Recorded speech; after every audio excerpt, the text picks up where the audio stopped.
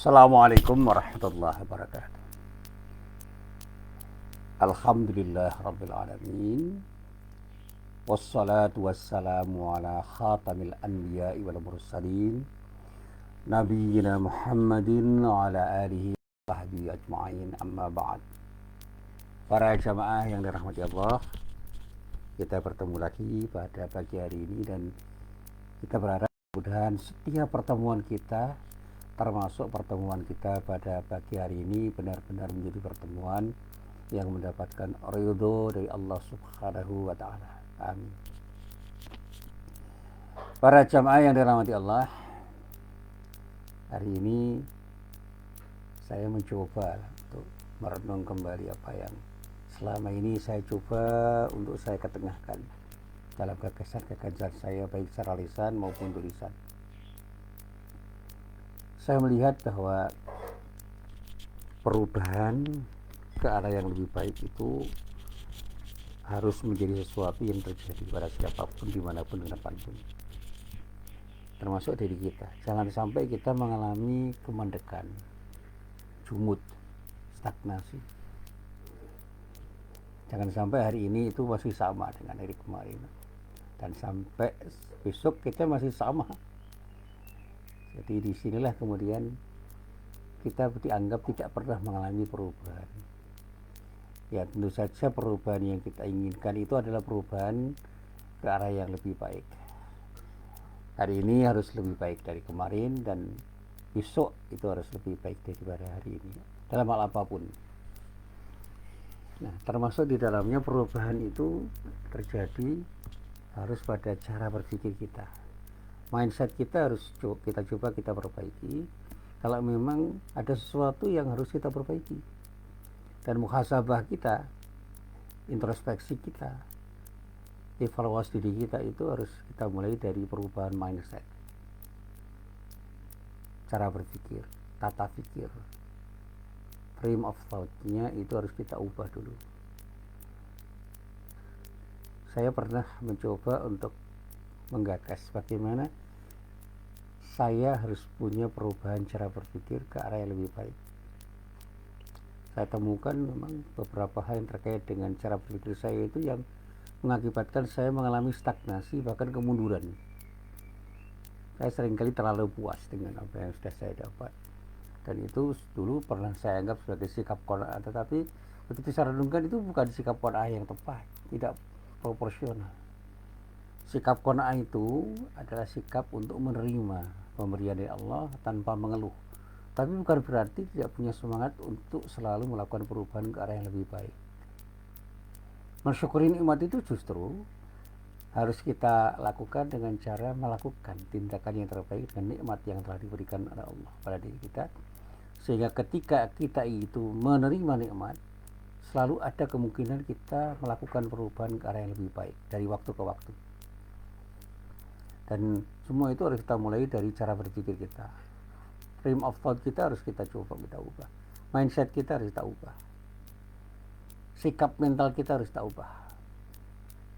Sehingga lisan kita dan tindakan kita itu akan selalu menjadi lebih berkualitas dari waktu ke waktu.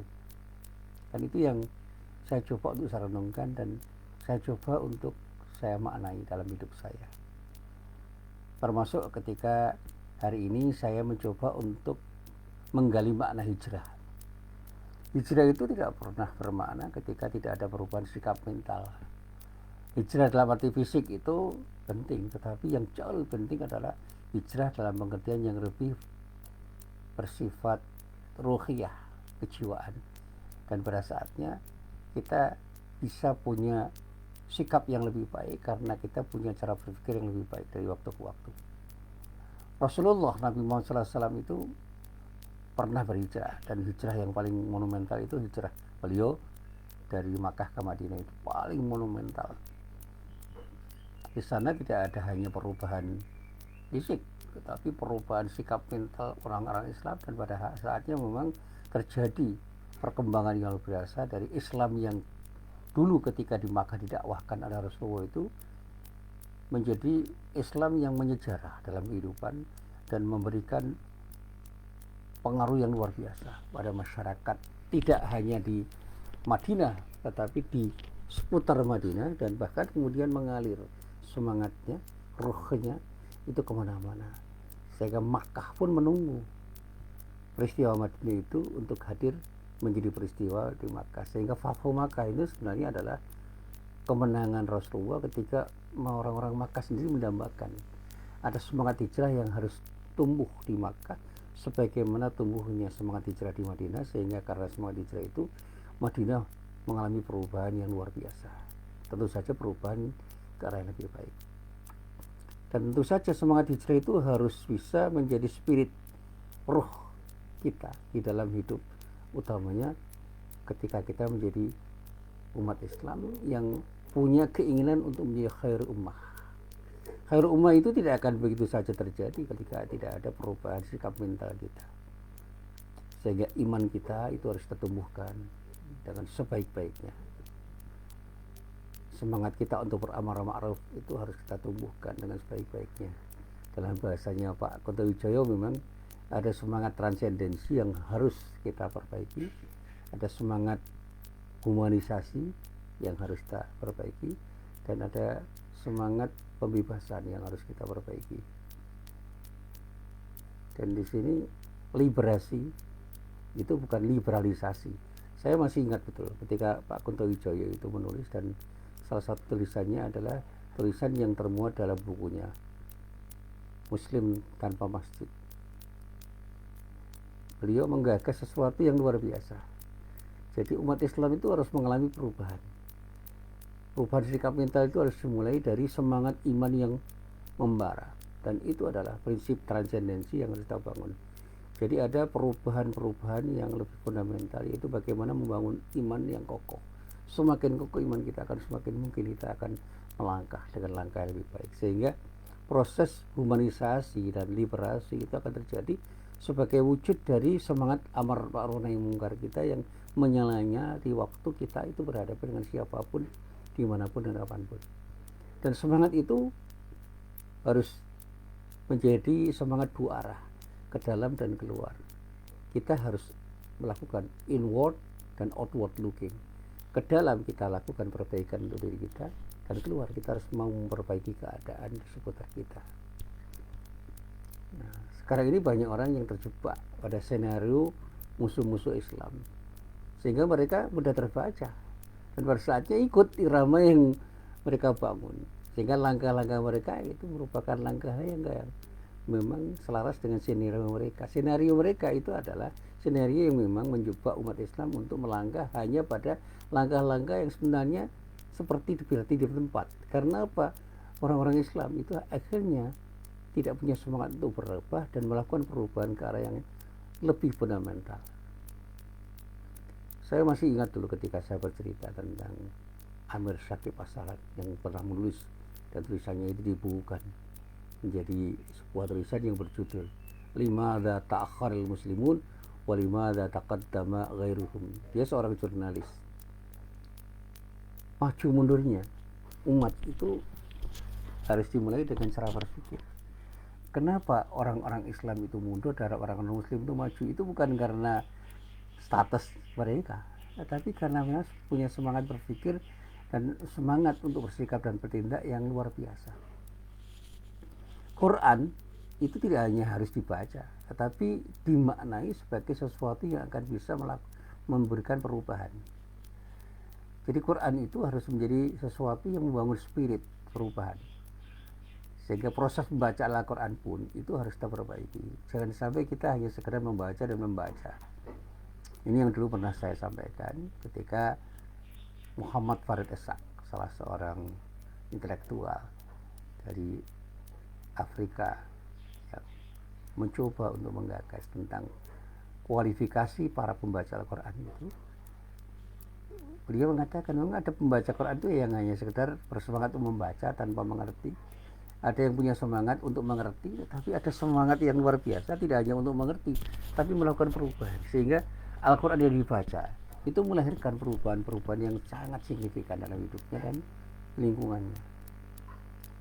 Sehingga muncullah pembaca Quran yang luar biasa pada waktu itu, seperti para mu'alaf yang ditulis oleh beliau. Kalau kita itu membaca semangat para mu'alaf ketika membaca Al-Quran, terutama di Jawa Barat, itu luar biasa. Ada Maurice Bucaille dan yang lain-lain itu. Dan saya yakin bahwa di sini pun juga ada yang seperti itu. Saya sering memperhatikan bagaimana Felix Shaw itu berceloteh, ngobrol dengan santai. Itu ternyata semangat Qurannya luar biasa. Dia membaca Quran untuk kemudian diterjemahkan dalam membangun sikap dan perilaku yang lebih baik, sehingga gagasan-gagasannya itu muncul sebagai sebuah gagasan yang aktual. Dan masih banyak lagi para mu'alaf yang begitu. Nah, sementara orang-orang Islam yang sudah lama berislam seringkali mengalami stagnasi, kemandekan di dalam berpikir. Karena apa? Dia asik hanya sekedar membaca Al-Quran. Memang membaca Al-Quran itu baik, qiraatul Quran itu baik, sekedar membaca pun baik, tapi akan lebih baik kalau membaca itu betul-betul lebih intens, lebih sungguh-sungguh, sehingga ketika membaca Al-Quran itu betul-betul mengerti maknanya dan bahkan mempengaruhi dirinya untuk berubah ke arah yang lebih baik. Sekali lagi ya, saya pernah membaca satu ayat Al-Quran itu yang membuat saya itu tersentak, itu yaitu tentang bagaimana kita itu berislam secara kafah. Udkhulu fisilmi kafah, bukan fil Islam, fisilmi. Nah, asilm itu seringkali diartikan sebagai kedamaian. Saya lebih senang makna asilm itu keberislaman. Bagaimana kita berislam secara total, tidak parsial. Dan itu yang akan menjadikan kita itu menjadi orang yang bisa menjadi subjek perubahan. Udkhulu fisilmi kafah, itu jangan sampai kita berislam secara parsial. Islam dalam wilayah akidah, ya. Islam dalam wilayah ibadah, iya. Islam dalam wilayah muamalah juga harus iya. Sehingga kita itu menjadi muslim yang betul-betul utuh dalam berislam. Akidah kita kokoh, akhlak kita luar biasa, dan pada saatnya dalam ibadah muamalahnya kita menjadi orang yang luar biasa. Karena apa? Kita beribadah tidak hanya secara ritual saja, tetapi lebih substantif. Saya berkali-kali menulis tentang persoalan itu. Saya pernah dikritik Pak Ibu-Ibu Aisyah karena menulis tentang jilbab simbolik dan jilbab substantif. Padahal itu sebuah kritik saja, sebagai sebuah kritik saja untuk umat Islam. Jangan sampai kita hanya menjilbabi tubuh kita, tapi jilbabi hati kita, sehingga hati kita itu benar-benar menjadi hati yang jernih, bersih, yang disebut dengan qalbun salim, sehingga bisa memancarkan keindahan dalam hidup kita dan memberikan warna bukan hanya untuk diri kita tapi juga untuk banyak orang. Berjilbab dalam arti fisik itu tidak akan banyak memberi makna ketika tidak didasari pada satu keyakinan bahwa kita berjilbab itu karena Allah, sehingga akhlak kita terbangun dengan jilbab yang kita pakai. Tetapi bukan berarti saya itu mencela orang yang berjilbab, itu salah kaprah. Saya tidak pernah mencela, dan saya sangat menghormati para wanita yang menutup aurat, sangat menghormati. Demikian kita juga ketika berpakaian dengan gaya-gaya pakaian orang Arab, misalnya pakai gamis, itu bukan sesuatu yang jelek, tetapi tidak selesai di situ. Mestinya bagaimana gamis itu kalau kita pakai dengan semangat untuk beritiba pada Rasulullah, sehingga sikap dan perilaku Rasulullah itu kita contoh di dalam hidup kita, sehingga menggamiskan diri kita itu bukan hanya sekadar memakai gamis dengan harga yang mahal, tapi bagaimana kita mencoba untuk mengenang kembali bagaimana Rasulullah memakai gamis-gamis yang dia pakai itu, kemudian melahirkan perubahan ke arah yang lebih baik. Nah, para jamaah yang dirahmati Allah, inilah yang ingin saya ceritakan tentang bagaimana kita memahami konsep hijrah. Sampai saat ini saya melihat masih banyak orang yang merasa telah berhijrah dengan cara mengasingkan diri dari keramaian. Saya mau hijrah dari kerumunan, dari keramaian, sehingga seseorang sudah merasa berhijrah ketika sudah keluar dari keramaian. Saya pernah berjumpa dengan salah seorang teman saya yang keluar dari komunitasnya yang kurang baik, tetapi dengan keluar itu dia tidak melakukan perubahan apa-apa. Karena apa? Begitu dia masuk dalam kerumunan orang-orang baik dia tidak bisa berubah ke arah yang lebih baik, hanya tidak pernah lagi berbuat tidak baik seperti yang pernah dia lakukan bersama mereka yang menjadi komunitas dirinya. Ketika mereka berada di komunitas yang baik, seharusnya mereka melakukan perubahan ke arah yang lebih baik. Artinya apa? Semangat liberasinya bagus, tapi semangat humanisasinya kurang bagus. Dia sudah tidak bernahi mungkar waktu itu. Karena apa? Dia berada di wilayah yang sudah pada saatnya harus beramar ma'ruf untuk dirinya dan orang lain. Dan pada saatnya iman itu akan tumbuh menjadi amal soleh ketika ada semangat liberasi dan semangat humanisasi yang kokoh. Bagaimana semangat untuk bernahi mungkar dan ma'ruf itu bersaling seiring. Nah, saya katakan keramaian itu bisa dalam pengertian kerumunan orang atau bisa juga kegaduhan-gaduhan yang lain, termasuk kegaduhan politik, termasuk kegaduhan saat ini. Sekarang kan banyak kegaduhan politik yang itu diakibatkan oleh banyak hal, termasuk kegaduhan-kegaduhan yang terjadi karena kasus pandemi COVID-19 itu gaduh orang sekarang. Orang resah, orang gelisah, orang bimbang, orang was-was, orang panik. Yang hingga ini masih terasa mengusik keberadaan saya sebagai orang yang ya ingin menjadi lebih baik. Nah, kalau kita itu benar-benar beriman, nggak punya keresahan apapun dengan keadaan apapun yang terjadi. Ada pandemi atau tidak itu bukan persoalan. Virus itu ada di mana-mana dan kapanpun akan tetap ada. Cuma namanya sekarang namanya itu Corona seri 19 itu. Nanti seri 20, seri 21, seri yang lain akan ada terus itu. Tergantung manusia itu mau menamai apa. Nah, kalau kemudian ketika ada Corona seri 19 lalu ada antivirusnya namanya vaksin-vaksin yang dijual itu, mestinya kan vaksin itu dijual untuk mengatasi Corona seri 19. Nanti seri 20, seri 21, seri 22 itu juga harus dengan antivirus yang cocok. Dan saya katakan memang vaksinasi yang bersifat fisik itu penting. Tapi vaksinasi yang bersifat spiritual itu kadang-kadang terlalu penting dan lebih penting. Ini saya katakan sebagai vaksinasi spiritual, tidak vaksinasi yang bersifat jasmani. Yang sifatnya fisik itu penting. Karena kita itu tidak hanya harus sehat secara fisik, tapi juga mental, spiritual. Tapi tidak. Saya itu seringkali melihat ada orang yang takut ke masjid, tapi berani ke pasar, berani ke mall. Itu kan aneh itu. Berani berada di kerumunan pasar dan kerumunan mall, tapi tidak berani untuk sholat sebentar saja di masjid, termasuk sholat Jumat.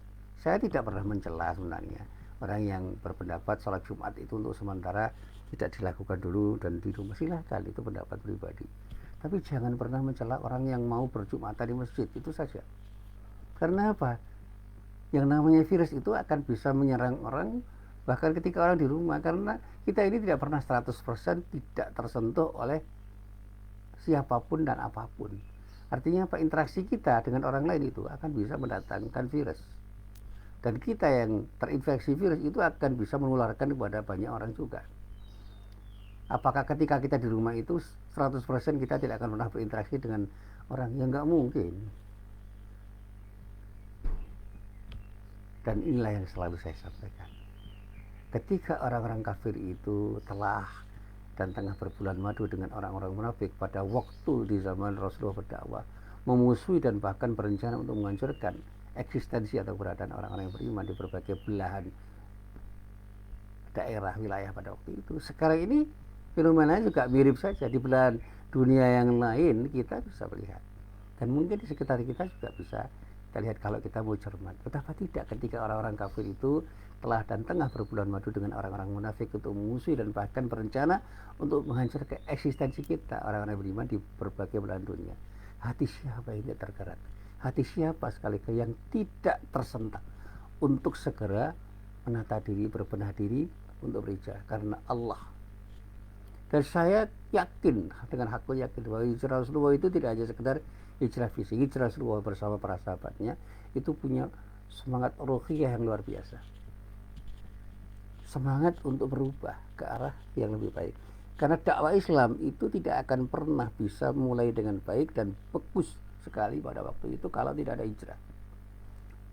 Saya masih ingat peristiwa hijrah Rasulullah itu memiliki ruh yang saya katakan ruh untuk memisahkan antara yang hak dan yang batil, antara yang benar dan yang salah. Oleh karena itu saya pernah mengutip sebuah kata Umar bin Khattab yang saya terjemahkan, abadikanlah dalam rangka sejarah. Itu simpulan-simpulan saya ketika membaca bagaimana Umar bin Khattab itu mencoba untuk memaknai semangat hijrah itu. Dan ini yang selalu dikatakan oleh para mubalik, abadikanlah dalam rangka sejarah. Artinya apa dalam rangka berhijrah? Jangan pernah kita hanya sekedar berpindah tempat. Jiwa, semangat, hikmah, dan relevansi hijrah itu harus dikenang dan dihayati oleh semua orang yang berhijrah. Apalagi kalau kita berada dalam lingkaran orang-orang yang memang berhadapan secara frontal dengan diri kita. Meskipun kata hijrah itu bisa saja diartikan pindah secara fisik, tetapi maknanya tidak hanya itu.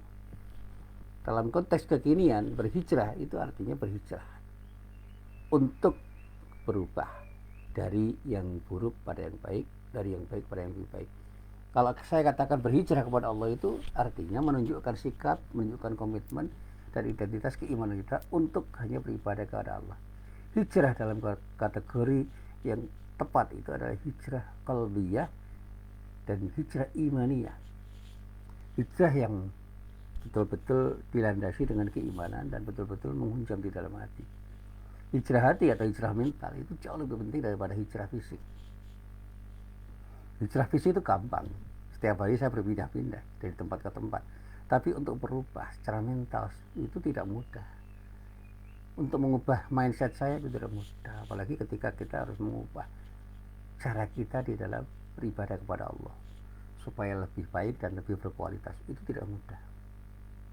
Nah, para jamaah yang dirahmati Allah, para ulama itu mengingatkan bahwa hijrah itu tidak sekedar bermakna uzlah.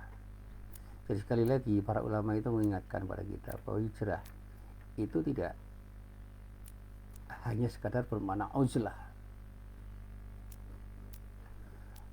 Hijrah yang benar itu adalah tidak sekedar berhijrah dalam pengertian uzlah, mengasingkan diri dari sesuatu ke sesuatu yang lain. Dari masyarakat yang ramai pada masyarakat yang sepi, dari keramaian menuju kesepian, tidak itu. Seorang yang beriman itu harus punya kesetiaan dan harus selalu punya kesetiaan untuk bergaul dengan siapapun, dimanapun dan kapanpun. Hijrah dalam keramaian itu penting. Artinya apa? Kita justru mencoba untuk mengasingkan diri dari keburukan dan tetap berada dalam kerumunan orang untuk beramar ma'ruf nahi mungkar. Kita tidak bisa selama ini tidak melibatkan diri atau tidak terlibat dalam pergumulan-pergumulan di masyarakat.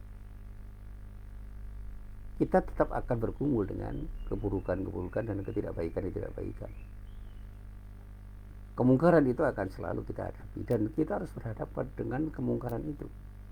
Bahkan upaya kita untuk mencegah atau memperbaiki sesuatu yang mungkar di masyarakat itu harus menjadi semangat yang tidak boleh padam. Dalam istilah saya selalu saya katakan, kita itu tidak hanya harus menjadi saleh tetapi sekaligus muslim. Tidak cukup kita itu menjadi mukmin yang baik bagi diri kita sendiri, tapi harus juga baik bagi orang lain. Dalam arti mau memperbaiki keadaan yang perlu diperbaiki, punya semangat amar ma'ruf mungkar, dan ruh jihad kita itu harus tetap menyala-nyala dalam diri kita untuk diri kita dan orang lain. Saya masih ingat betul ketika Rasulullah mengatakan, innal muhajira man hajara manahallahu anhu. Sesungguhnya seorang muhajir, seorang yang berhijrah itu adalah orang yang berhijrah dari segala perbuatan yang dilarang oleh Allah. Artinya apa? Hijrah itu menjadi bermakna ketika kita betul-betul keluar dari kemungkaran, keluar dari keburukan untuk menuju sesuatu yang baik. Dan kalau kita itu hanya ingin berbuat baik tetapi masih berbuat tidak baik, itu belum hijrah betul. Hijrah itu harus total. Jadilah orang yang betul-betul bertaubat dengan taubatan nasuha. Itu artinya apa? Tinggalkan keburukan seoptimal mungkin dan kerjakan yang baik seoptimal mungkin. Saya pernah mencoba untuk belajar, tetapi tidak mudah untuk meninggalkan sesuatu yang sudah pernah kita nikmati itu. Saya masih ingat betul ketika guru-guru saya mengatakan bahwa Anda tidak akan menjadi lebih baik ketika Anda hanya meninggalkan keburukan tetapi tidak pernah mengerjakan kebaikan. Sebaliknya, Anda tidak akan bermakna ketika hanya mengerjakan kebaikan tapi tidak meninggalkan keburukan yang pernah Anda lakukan. Lakukan seluruhnya, tinggalkan keburukan yang pernah Anda lakukan dan lakukan kebaikan-kebaikan seoptimal mungkin. Itu yang akan bisa memberi makna pada hidup Anda. Dan pada saatnya itu harus Anda tularkan kepada semua orang. Semangat hijrah itu harus menjadi sesuatu yang menyala-nyala untuk bisa membuat kita itu berubah. Berubah ke arah apa? Berubah ke arah yang memang membuat kita itu bisa menjadi lebih baik dari waktu ke waktu. Itu hijrah yang benar. Kalau kita itu hanya berhijrah secara fisik, tidak ada maknanya. Kalau kita hanya berhijrah dengan cara meninggalkan yang tidak baik, tetapi masih belum mau berbuat baik, itu tidak ada maknanya. Kalau kita bisa berbuat baik tapi masih meninggalkan sesuatu yang buruk, itu tidak ada maknanya. Jadi kalau kita berpikir secara radikal. Bahkan kata para ulama dengan mengutip hadis Nabi Muhammad SAW, la hijrata ba'dal fath walakin jihadun wan niyah. Ini adalah sesuatu yang menginspirasi saya. Tidak ada lagi hijrah setelah Fathu Makkah, tetapi yang ada adalah jihad dan niat. Wa idas tufirtum famfiru. Dan jika kalian diperintahkan berangkat untuk berperang, berangkat. Sekarang perang tidak hanya bisa dimaknai secara fisik, tapi perang yang lebih dahsyat daripada perang fisik itu bisa kita lihat. Bagaimana kita itu berperang dalam wilayah pemikiran. Wazul fikri itu luar biasa. Perang peradaban, wah itu luar biasa.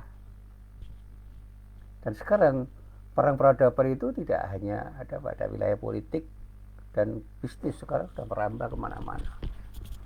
Dalam wilayah pendidikan, iya. Dalam wilayah budaya, iya. Sehingga ketika kita bicara perang dagang, itu sudah mengalir menjadi sesuatu yang pada saatnya ada peperangan dalam wilayah pendidikan, ada perang dalam wilayah budaya, ada wilayah politik yang semuanya itu berakar pada satu semangat yang sama. Kita akan berhadapan dengan musuh-musuh kita dimanapun dan kapanpun, dan kita tidak pernah berhadapan dengan musuh-musuh kita. Sehingga semangat hijrah itu harus tetap menyala pada diri kita. Bagaimana kita punya semangat jihad dan punya niat yang betul-betul untuk berubah ke arah yang lebih baik dan melakukan perubahan.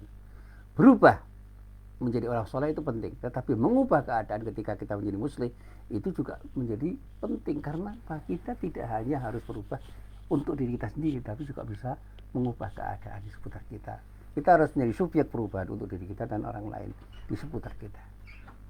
Nah, para jamaah yang dirahmati Allah, hijrah yang dilakukan Rasulullah itu tidak ada lagi setelah waktu Makkah itu dalam arti fisik, tetapi hijrah dalam segala hal yang dilarang oleh Allah kepada yang diridhai oleh Allah itu akan selalu harus ada. Hijrah dari maksiat ke taat, hijrah dari kejahatan ke kebaikan, hijrah dari sistem ekonomi ribawi ke sistem ekonomi yang islami, hijrah dari perpecahan kepada persatuan dan ukhuwah Islamiyah, hijrah dari pandang hidup sekuler ke pandang hidup islami, hijrah dari ketidakberdayaan menjadi berdaya. Jadi bagaimana kita itu harus berubah dari ketidakberdayaan menuju keberdayaan dalam berbagai dimensinya, itu harus ada.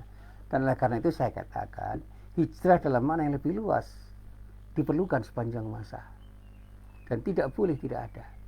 Apalagi kalau kita lihat saat ini di mana pedoman kehidupan kita ini sudah kabur, nilai-nilai yang benar dan yang salah kadang-kadang kacau balau, bercampur baur. Yang hak dan yang batil sudah tidak tentu ujung pangkalnya. Sudah kacau balau itu, bercampur baur. Campur baur, dan bahkan saya katakan sudah susah dibedakan. Yang hak yang batil itu sudah ujung pangkalnya nggak jelas. Dan umat Islam harus mau berhijrah. Kemana berhijrah? Hijrah kepada Allah. Artinya berhijrah dari sesuatu yang menjauh dari Allah kepada sesuatu yang mendekat. Dekatkan diri kita kepada Allah. Jangan pernah kita jauh dari Allah. Jadi ada dua hal yang perlu kita lakukan dalam hijrah. Mari kita berhijrah kepada Allah dengan cara mendekatkan diri. Taqarrub ilallah, mendekatkan diri kepada Allah. Cintailah Allah. Berbaktilah kepada Allah, berserah dirilah kepada Allah. Berdoalah kepada Allah, dan mari kita berharap hanya kepada Allah. Itu yang membuat kita semakin berkualitas. Dan yang kedua, hijrah kepada Rasulullah dengan mengikuti langkah-langkah dan perjuangannya. Berhijrah lahir batin dari yang tidak baik menuju kebaikan, dari kebaikan menuju yang lebih baik, seperti yang pernah diajarkan, dicontohkan oleh Rasulullah SAW. Mari kita beritiba supaya kita menjadi orang yang mendapatkan cinta dari Allah seperti cinta Allah yang diberikan oleh Allah kepada Rasulullah Nabi Muhammad SAW. Dengan semangat hijrah, mudah-mudahan kita akan menjadi lebih berjaya, dan pada saatnya kita akan menjadi khair ummah, menjadi pemenang dalam setiap kompetisi yang kita ikuti. Inilah apa yang bisa saya sampaikan, mudah-mudahan bermanfaat. Ibda' binafsik, mulailah dari diri Anda sendiri sekarang juga, dan jangan pernah menunggu orang lain untuk mulai berubah. Kita mulai dari yang paling kecil, dari yang paling sederhana, dan kita mulai dari diri kita sendiri, dan jangan pernah kita tunda. Mari kita berhijrah sekarang juga, dan bersemangatlah untuk selalu berhijrah kapanpun dan dimanapun kita berada. Assalamualaikum warahmatullahi wabarakatuh.